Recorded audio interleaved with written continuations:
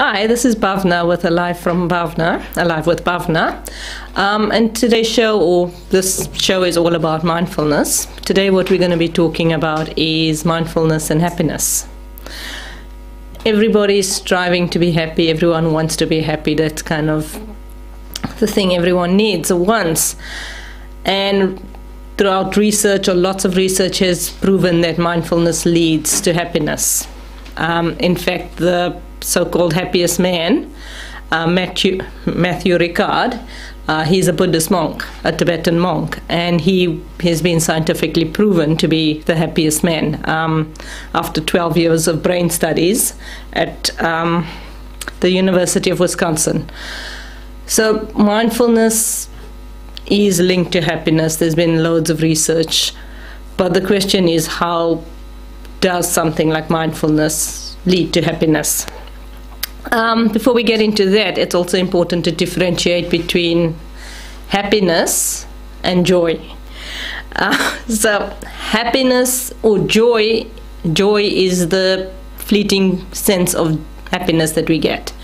It's the things, the joy, the sense of joy, the bliss that we get from doing something we enjoy, engaging with friends, watching a movie, playing with the kids. That is joy. It's generally dependent on a stimulus, and it's short-lived. Happiness, on the other hand, is a pervasive sense of well-being. It's an internal state of peace and contentment. It's the ability to weather all storms.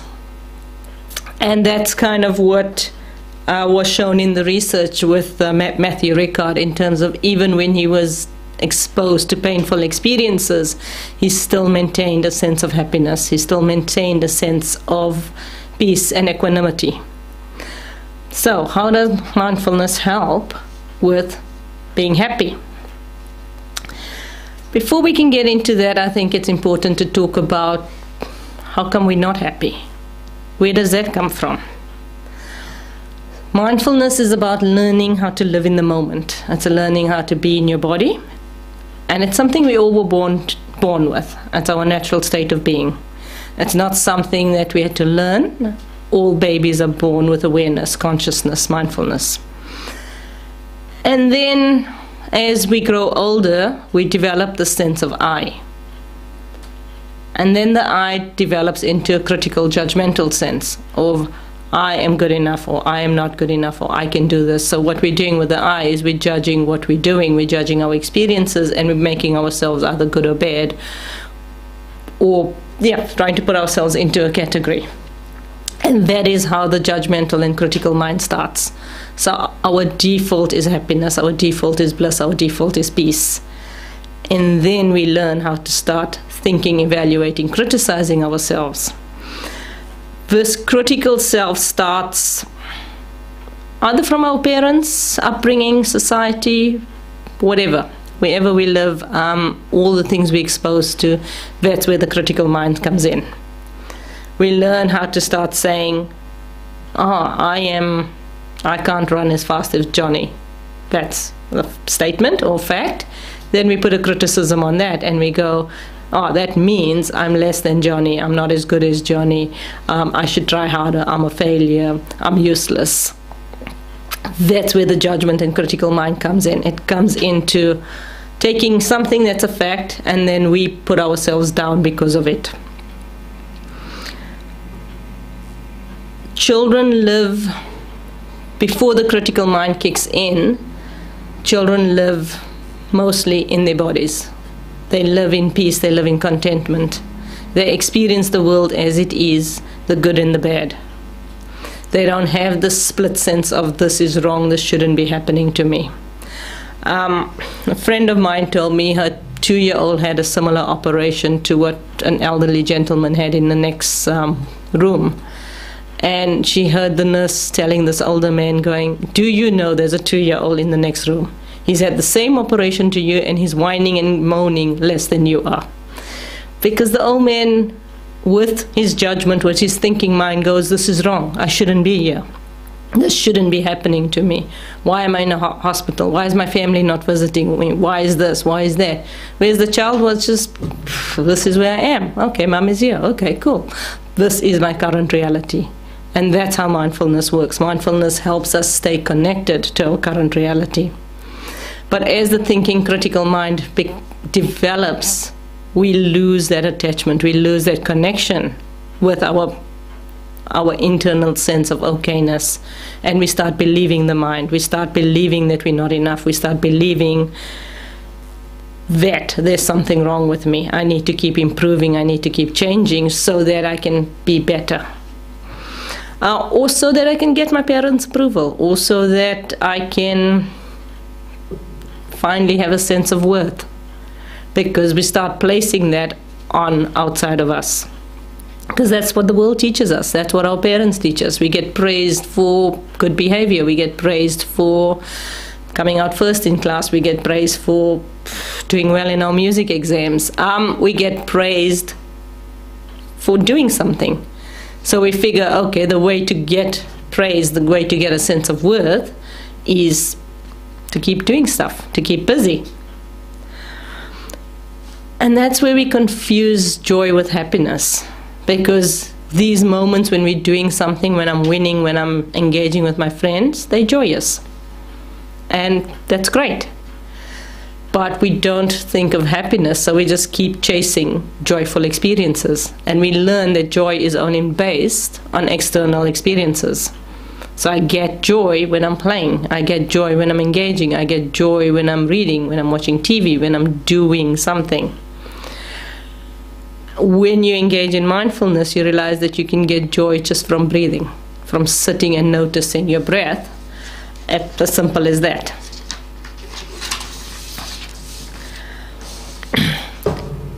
We start getting busy because that's where we see our energy going. That's where we see our sense of worth. We engage with our phones. We send a text message while we're waiting for someone. We send a text message while driving. I remember going to the movies once, and there was probably 1 minute between the couple next to me sitting down and the movie starting, and both of them took out their phones and both of them were playing Candy Crush for that 1 minute between sitting down at the movies and waiting for the movie to start. It was even in that 1 minute they couldn't engage with each other or just sit there and wait. They had to keep themselves busy. And that's it. We start chasing joy. We start chasing a sense of fulfillment, because if I stop, I'm going to notice my mind-body state. And my mind-body state is not pleasant. So I need to keep running. I need to keep going. I need to keep busy. And that's what we do. That's what we've been taught. There's nothing wrong with that, but that's what we've been taught as how to be. Then we engage with our phones and we keep checking Facebook and we keep checking all our million social media apps and engaging with that. Or looking at what this one's doing or what that one's doing or what's happening here or there. And that creates a sense of tension in our bodies. When I'm waiting for a text, when I'm waiting for something to happen, there's a subtle change in my body. There's a subtle anxiety in my body. One of the youngsters who attended a retreat said, being part of the Facebook generation is so hard because all you see all the time is images of people having fun, people in good states, celebrating this, celebrating that, and here you are sitting at home on a Friday night watching TV. Oh, I'm such a failure, I'm so useless, there's no hope for me. So we feel a sense of distress because our critical minds tell us we're not good enough. So our solution to that is we get busy, we start doing things, we start engaging, we start keeping busy, trying to prove my worth to myself, to everyone else. If I get that degree, then I'll be okay.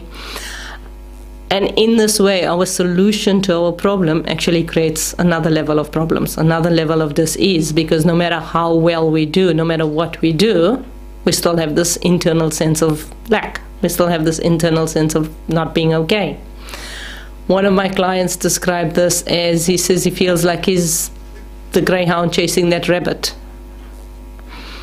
mechanical rabbit. And Doesn't matter how fast he runs, doesn't matter what he achieves, he will never ever catch that rabbit. So he just keeps going for the next degree and the next qualification and the next job and better living here and a bigger house there. And he just keeps chasing that rabbit.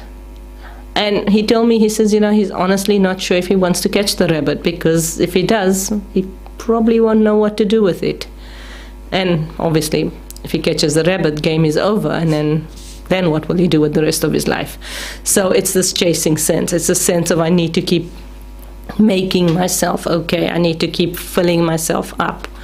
And that's where the sense of distress comes in. The more we engage with our sense of connection, the more disconnected we feel. The more we listen to our critical mind that tells us we're not good enough, we're not worthy enough, the less good we feel about ourselves, the less worthy we feel. Big part of my adolescence was I didn't like me because I was overweight.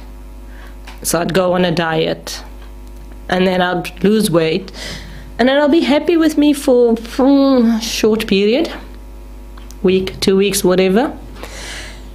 But then I'd still consider myself fat, and then I need to lose weight again. Or I'll just do the whole yo-yo diet, be okay with myself for a month while I'm a certain number. And then once I go over that certain number, then I need to work hard and punish myself and cause pain. So these are ways in which we create distress in our lives, because we buy the society's image, we listen to our critical minds. Our critical mind always tells us we're falling short. And we get busy and we strive to fix it. For me, it was an issue of weight, or it could be a social thing, or I need to have more friends, or I need to be fitter, or I need to be healthier, or I need to eat properly, or I need to spend more time with this, or I need to work harder actually, because I'm just not getting through my work. I'm feeling like a failure. There's just not enough time in the day. I need to do this, I need to do that. That's what causes our distress. So we have an internal cause of our distress, which is our state of critical mind evaluating us, distressing us.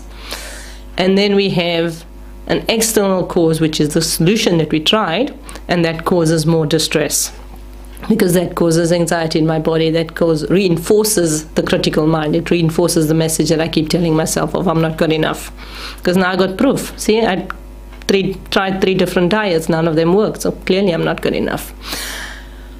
Mindfulness is doing all the opposite to what causes our distress. It's challenging our distress on a very personal level. Firstly, it's starting with just stopping. Can you just stop for one breath, rather than being running, rather than chasing? Just stop. See, feel, engage with this one moment. That's the first part of mindfulness, is that idea of it's okay to stop. You're allowed to have 1 minute where you're not doing anything, where you're not achieving anything, where you're not serving the needs of anyone. Just one breath, just one moment. Bodily as well as emotionally as well as mentally. So the first part of mindfulness is the formal practice of sitting, stopping. And for some people that's really hard, doing the sitting practice of just stopping and breathing and allowing themselves to breathe, because we can't. It's challenging that mentality of we need to keep busy. That mentality of stopping is not good enough. It's lazy, it's wasteful. So the first part, and that's how the formal practice in mindfulness is actually the sitting practice, where you sit and do nothing except listening to your breath, or following your breath and listening to sounds. That's the formal practice. Just stop, breathe, do nothing, relax. And that relax part is so hard. The do nothing is so hard, because even though it's the easiest instruction in the world, it's the hardest thing for us to do. We cannot stop and do nothing. We struggle to do nothing, because how? What will I do when I'm doing nothing? My brother often, growing up, my brother And I had normal sibling rivalry and fighting and all that. And every day my father told him 3 magic words: leave her alone. And obviously my brother never got those 3 magic words, and every day he would interfere with me, or I would interfere with him, and he'd retaliate. And that was our dance. We did every day. And when I started mindfulness, I realized how hard it is just to leave myself alone. Not to try and change anything, not to try and do anything, just sit there and do nothing. So the first part of mindfulness is stop, do nothing, relax. And if that's all that you want to do for now, that's fine. Just starting with that. The other part of mindfulness is that because we're stopping, we're actually facing what we've been running away from. We're facing our distress. So rather than it chasing us and we running throughout our lives, this is saying, nah, I'm tired of running. I'm going to stop and face you head on, face to face. I'm going to take you on. But take you on in terms of mindfulness doesn't mean I fight you. It means I will observe you. I will watch you. I will not engage with you, but I will sit there and watch you. One of the quotes from mindfulness, or phrases from mindfulness, is what we resist persists, what we observe disappears. And that's it. As long as I'm resisting something, I'm fueling it, I'm allowing it to continue. As long as I observe something, it disappears, because I witness it, I validate it, and then it's been heard, so it goes away. So that's how kind of mindfulness works in terms of the stopping part. Then once we stop and we start looking at ourselves, we notice that we have a crazy mind. When I did mindfulness, I jumped into the deep end and I just went for a 10-day silent retreat. And day 1 of the retreat, all we were doing was just noticing the breath. And I sounded in my head exactly the same way as my schizophrenic patients. I'd start a sentence and I'd say 2 words of that sentence and then jump onto another sentence and then jump onto another sentence. And basically I had word salad. It's just a whole lot of words thrown together for no real sense. And this freaked me out because I sounded like my schizophrenic patients, and I thought, I'm going nuts. Mindfulness is not good for me. I'm going crazy. But fortunately, in the evening, they had a discussion, and this is normal. In the Buddhist tradition, they call it the monkey mind. It's the mind that jumps from topic to topic. To halfway through one sentence, it jumps there. It cannot sit still. It just keeps moving, keep jumping. It keeps busy. So part of mindfulness, besides the sitting still, is starting to notice and become aware of your nature of your mind. We all have a monkey mind. We all have a crazy mind. Your version or variation of crazy might be different to mine, but that's no different. It's all the same. Just the flavor is slightly different. So it's stopping and noticing your monkey mind. Noticing, because the critical mind is part of that monkey mind. And as we notice the critical mind, we actually notice that actually there's not much substance to my mind. There's not much. One day it says this, then it says this, then it says this. It's the most unreliable friend I've ever had. And as I start becoming aware of that, I slowly lose interest, or I stop paying attention as much to what the critical mind says. So in this way, I'm creating a tiny gap between a thought and the effect that that thought has on me. And in this way, I start not paying attention to the messages that I've been giving myself since I can remember, of I'm not good enough, I'm fat, I'm stupid, I'm an idiot, I'm this, I'm that. I actually start creating a bit of space between that thought and what it means for me. So that's the second way in which mindfulness helps us gain happiness, as it's challenging my critical mind. But not in a fighting way. We do not fight anything in mindfulness. It's just by observation, welcoming it. The other way in mindfulness challenges the happiness is that idea of in our normal world, everything is right or wrong, good or bad. In mindfulness, there's no such thing. You're either aware or you're not aware. You can't be aware wrongly. You can't do mindfulness wrong. You can notice your breath. You can be aware. You can be conscious of it. Or you cannot be. You can notice emotions or not. You can notice body sensations or not.